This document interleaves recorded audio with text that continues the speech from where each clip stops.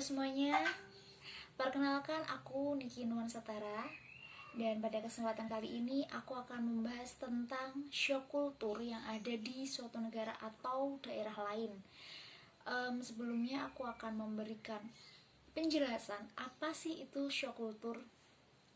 Jadi shock kultur itu merupakan salah satu kejutan budaya atau gegar budaya yang merupakan istilah dari suatu perasaan atau kegelisahan kita terhadap budaya yang berbeda atau berlainan dari lingkungan kehidupan sehari-hari kita. Jadi itulah yang dinamakan shock culture. Oke, salah satu contoh dari shock culture yang pernah saya alami atau secara pengalaman pribadi saya sendiri, yaitu salah satunya adalah kota Surabaya. Mengapa saya ambil kota Surabaya? Karena Surabaya merupakan salah satu kota yang menerima saya untuk masuk ke jenjang yang lebih tinggi atau perkuliahan. Jadi kurang lebih saya menghabiskan waktu 3 tahun di Surabaya untuk bertahan hidup dan untuk berpendidikan di sana. Sebenarnya sebelumnya saya sudah pernah menginap di Surabaya, yaitu di rumah saudara saya yang ada di kota Surabaya juga. Akan tetapi pada saat saya menginap di rumah saudara saya tidak pernah berkomunikasi langsung dengan orang Surabaya, maksudnya dengan tetangganya ataupun masyarakat sekitar dari Surabaya. Yang saya ketemu setiap hari yaitu dengan saudara-saudara saya sendiri, yang mana mereka lebih menggunakan bahasa Indonesia dan bahasa lembut dalam berkomunikasi dengan saya. Dan saat itu saya belum mengetahui betul dari bahasa asli Surabaya itu seperti apa. Namun pada saat saya keterima di perkuliahan yang ada di salah satu kota Surabaya, saya yang biasanya hidup di rumah, yang biasanya hidup bersama keluarga, bersama orang tua saya, dan setelah saya pindah di Surabaya, saya belajar untuk hidup sendiri. Saya membeli makan sendiri dan mengelola uang semaksimal mungkin agar bisa bertahan hidup selama 1 bulan dan beberapa bulan di sana. Itu adalah pengalaman yang cukup menarik buat saya, karena ini adalah suatu pengalaman yang bisa menjadi pelajaran hidup. Jadi di sana saya bisa belajar hidup, bagaimana cara hidup sendiri, bagaimana cara hidup tanpa bergantung dengan orang lain, dengan keluarga, dengan orang tua, dan bagaimana cara kita bisa menyesuaikan dengan lingkungan dan dengan pertemanan teman-teman kita yang ada di Surabaya, yang pasti memiliki sosial budaya yang amat-amat berbeda dengan daerah asal saya sendiri. Meskipun daerah asal saya dengan kota Surabaya memiliki satu provinsi atau berada di satu provinsi Jawa Timur, namun sosial budaya yang ada di daerah asal saya dan Surabaya amat jauh berbeda. Salah satu yang bisa saya berikan contoh yaitu cuaca. Cuaca di daerah asal saya dan daerah Surabaya sangat amat berbeda, karena ketika saya berada di sana, cuacanya jauh lebih panas, jauh lebih ungkep, dan jauh lebih gerah.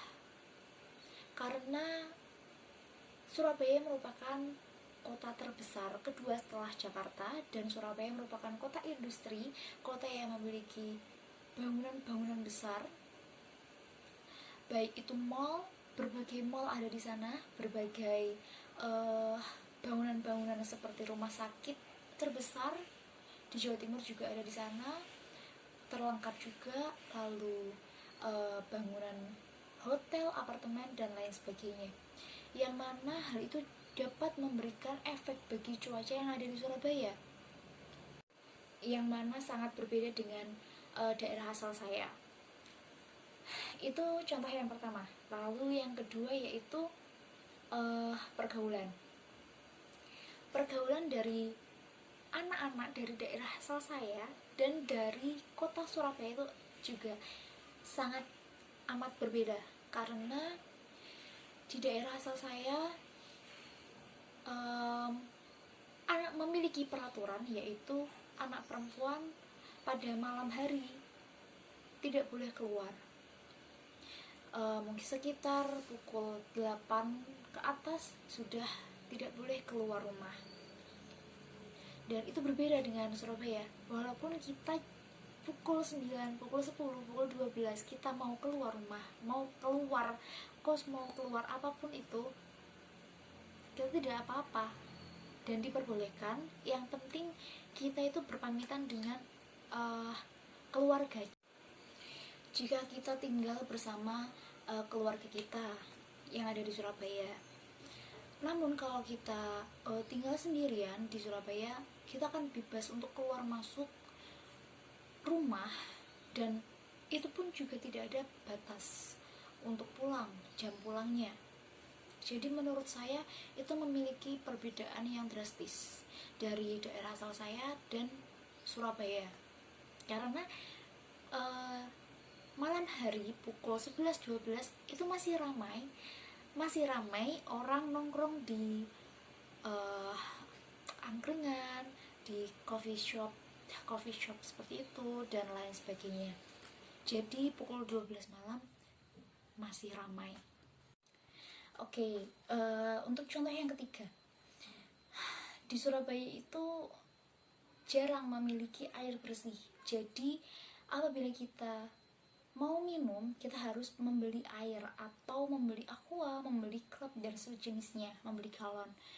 Itu akan lebih bersih dan baik untuk diminum atau dikonsumsi bagi kita, daripada kita merebus air sendiri di rumah dari hasil keran atau sanyo kita.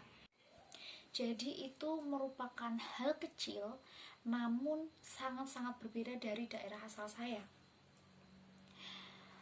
Jadi secara otomatis kita harus lebih mengeluarkan uang untuk membeli air minum. Padahal di daerah saya sering merebus air untuk minum, jadi bisa menghemat pengeluaran. Dan di Surabaya itu makanan juga lebih mahal dari daerah asal saya, serta saya untuk memenuhi kebutuhan saya harus makan dan membeli makanan di sana. Kalau di daerah asal saya sudah terima jadi karena ada yang masakin ibu saya. Tapi kalau di Surabaya saya harus membeli makan sendiri atau memasak makanan sendiri. Selanjutnya yang buat saya bingung dan merasakan aneh yaitu pada saat saya mau mandi, karena air yang digunakan untuk mandi itu warnanya tidak putih, namun warnanya itu kekuning-kuningan. Dan awal saya kuliah, saya tuh sebenarnya bingung dan bertanya-tanya, kok airnya begini ya, kok airnya begitu ya, kok berbeda dengan daerah asal saya. Namun saya juga harus dapat bertahan hidup di sana, dan oke lah, fine, tidak apa-apa, yang penting saya bisa mandi, begitu.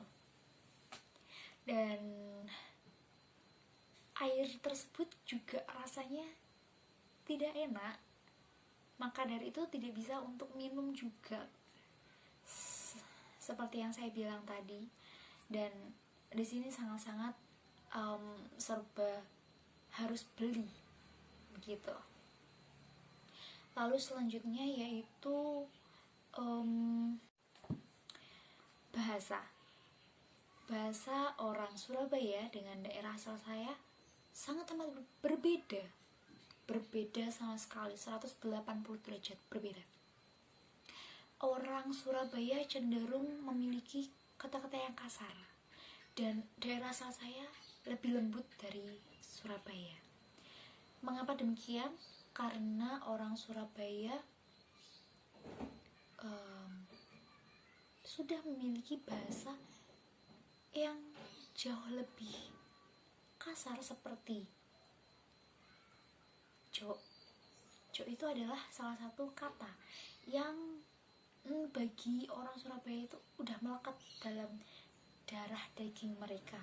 Itu pun tidak digunakan untuk berkata kasar saja, namun untuk sebagai kata persahabatan, sebagai kata untuk mengeluh dan lain sebagainya.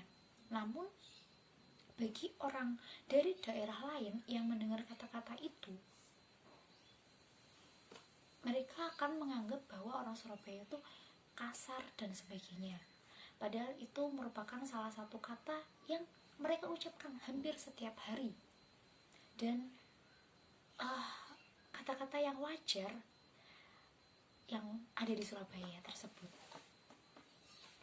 Jadi tidak heran apabila kita bicara apapun, mengenai apapun kepada orang Surabaya, mereka akan memberikan kata-kata cok tersebut dalam berbagai kata, dalam berbagai kondisi gitu. Jadi itu sih yang saya agak kaget setelah saya tinggal di sana, karena baik perempuan ataupun laki-laki mereka sama. Jadi mereka lebih dominan dalam hal-hal kasar tersebut. Jadi kurang, bagi daerah lain yang berbicara dengan orang Surabaya mungkin kurang nyaman atau sebagainya. Dengan adanya bangunan-bangunan yang tinggi atau kota yang besar, banyak penduduk yang tinggal di sana memiliki gaya hidup yang lebih menonjol daripada di daerah saya.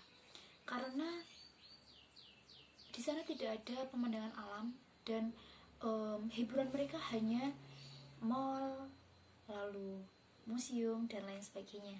Jadi tidak heran jika kebanyakan dari orang Surabaya ini sering hiburan ke mall atau nonton, atau lebih ke jalan raya begitu. Jadi itu sudah sangat-sangat berbeda dengan daerah asal saya, karena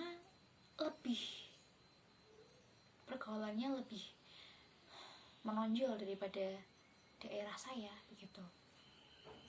Selain itu juga dari lalu lintas Surabaya juga lebih banyak, karena penduduknya banyak di Surabaya, penduduknya banyak dan tempatnya ini sedikit sempit. Maka dari itu